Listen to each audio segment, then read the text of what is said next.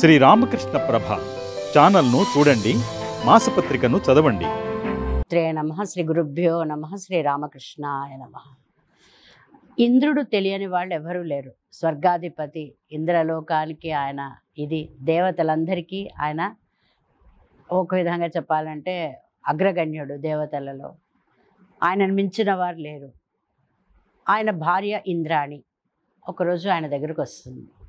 వచ్చి, మీరు అన్ని విధాల చాలా ఉత్కృష్టమైన స్థితిలో ఉన్నారు, మిమ్మల్ని మించిన వారు లేరు, మీరు మాట్లాడితే భగవంతుడు పలుకుతాడు, నా దగ్గర ఉన్న చిలక చివరి దశలో ఉంది, ఇవాళ రేపు అనే పరిస్థితిలో ఉంది, ఆ చిలుకతో నాకు ప్రేమ ఎంత గొప్పగా ఉందంటే ఆ చిలుకకి ఏదైనా అవుతే నేను కూడా చనిపోతాను, మీరు ఎలా అయినా సరే ఆ చిలుక చనిపోకుండా కాపాడాలి అంటే ఇంద్రుడు అంటాడు, నా చేతిలో లేదు, ఒక ప్రాణాలు కాపాడే స్థితి నాకు, నేను చాలా గొప్పవాడిని, నువ్వు అన్నది కరెక్టే, నేను స్వర్గానికి అధిపతిని కరెక్టే, కానీ ఆ చిలుక ప్రాణం కాపాడే శక్తి మాత్రం నాకు లేదు, బ్రహ్మ దగ్గరికి వెళ్దాం, అక్కడ బ్రహ్మని నేను కనుక్కుంటాను అని ఈయన బ్రహ్మ దగ్గరికి వెళ్తాడు. భార్య మీద, ఇంద్రాణి మీద ఉన్న ప్రేమతో బ్రహ్మకు చెప్తాడు, ఇలా నా భార్య దగ్గర ఒక చిలుక ఉంది, అది చివరి దశలో ఉంది, అది చనిపోతే ఆవిడ కూడా చనిపోతానంటోంది, ఈ సమస్యకి పరిష్కారం ఏంటి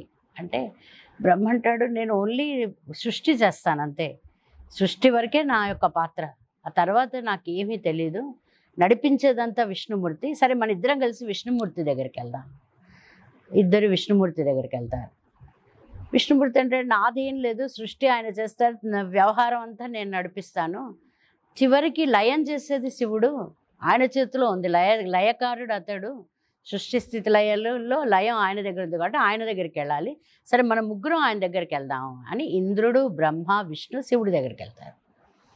శివుడికి చెప్తారు ఈ చిలక కథ అంతా. శివుడు అంటాడు, లయం నేను నా శక్తే లయశక్తి, కానీ నేను డేటా ఆల్రెడీ ప్రిపేర్ చేసి యమధర్మరాజుకి ఇచ్చేసాను, ఆయనకి ఇచ్చేసాక ఇంకా ఆయన దగ్గరికి వెళ్ళిపోయాక వెనక్కి తీసుకునే ప్రసక్తే లేదు, పదండి అందరం ఆయన దగ్గరికి వెళ్దామని అందరు యమధర్మరాజు దగ్గరికి వెళ్తారు. ఇక్కడ యమధర్మరాజు అంటే ఆయనని చాలా భయంకరంగా చిత్రిస్తారండి ఫోటోల్లో, సినిమాల్లో. యమధర్మరాజు అంటే ధర్మానికి ప్రతీక, ఆయన చక్కగా ఉంటారు, ఆయన యొక్క ఎక్కడ ధర్మం ఉందో ఆ ధర్మాన్నే ఆయన పరిరక్షిస్తాడు, అధర్మం చేసిన వాళ్ళని శిక్షిస్తాడు. ఈయన దగ్గరికి వెళ్ళి యమధర్మరాజుకి మొరపెట్టుకుంటే యమధర్మరాజు అంటారు, ఎవరైతే చనిపోతారో అంటే కొన్ని గంటల్లో, ఒక రోజులో, 2 రోజుల్లో చనిపోయేవారి ఎందుకు చనిపోతున్నారు అనే కారణాన్ని ఒక ఆకు మీద రాసి ఆ ఆకుని గోడలకు అతికిస్తాం. ఆ సమయం రాగానే ఆకు కింద పడిపోతుంది. ఏ ఆకు కింద పడిపోతుందో ఆ ఆకులో ఉన్న వ్యక్తి కానీ, జంతువు కానీ, చీమ కానీ, దోమ కానీ చనిపోతారు. ఆ చనిపోయిన దాని వెనక కారణం కూడా ఉంటుంది. మనందరం ఆ గదిలోకి వెళ్దాము, ఆ ఆకులు ఏ ఆకులో చిలక ప్రాణం ఉంది అనేది చూసి దాన్ని మనం పరిరక్షించడానికి ప్రయత్నం చేద్దాము అంటారు. యమధర్మరాజు, ఇంద్రుడు, బ్రహ్మ, విష్ణు, శివుడు 5గురు కలిసి ఈ గదిలోకి వస్తారు. వీళ్ళు రాగానే ఒక ఆకు కింద పడుతుంది. వెంటనే వెళ్ళి ఆకు తీసి చూస్తారు.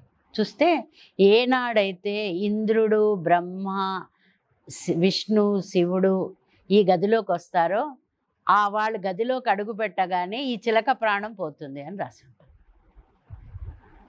అసలు ఎంత విచిత్రంగా ఉందండి. అసలు చదువుతున్నా భగవంతుడి లీలలు. మన చేతిలో ఏముంది? మన నిమిత్త మాత్రలం. అసలు మన చేతిలో ఏదీ లేదు. ఏదీ లేకపోయినా మనం అహంకారంతో, అనవసరమైన ఆలోచనలతో, విషయ వాసనలతో జీవితాన్ని వృధా చేసుకుంటున్నాం. జీవితం క్షణభంగురం, ఏ క్షణాన్ని ఎలా ఉంటుందో ఎవరికీ తెలియదు. ఉన్న క్షణాన్ని, ఉన్న సమయాన్ని జాగ్రత్తగా కాపాడుకుందాం.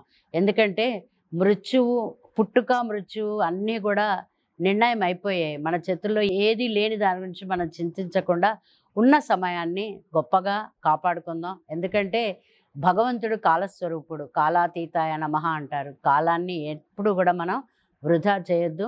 వృధా చేయకుండా సన్మార్గంలో మన యొక్క జీవితాన్ని సాగిద్దాం. శ్రీమాత్రే నమః.